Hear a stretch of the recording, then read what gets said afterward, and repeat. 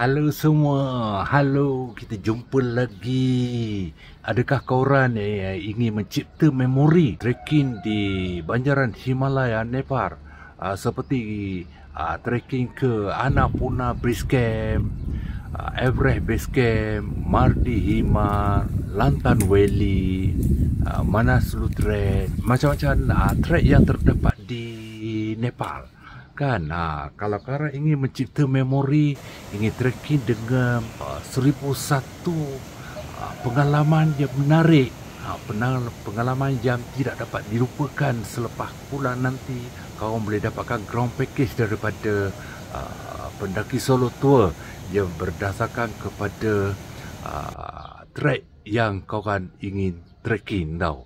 Kan, dapatkan ground package yang menarik.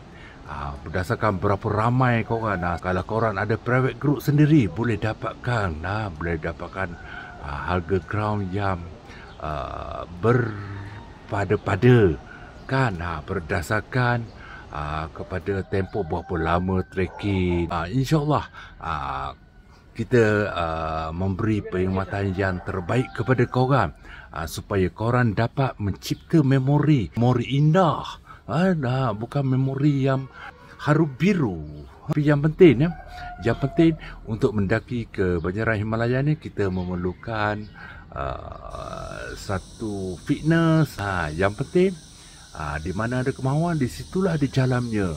Dapatkan ground package untuk private group ataupun group kawan yang nak pergi. Okey, berdasarkan kepada trek mana yang korang ingin trekking, sama ada Everest Base Camp, Annapurna Base Camp, Lantan Valley, Mardi Hima, Manaslu Base Camp, dan macam-macam lagi nak pergi ke Tili Cholek, macam-macam ada. Kita sediakan daripada sini ground package yang berbaloi-baloi.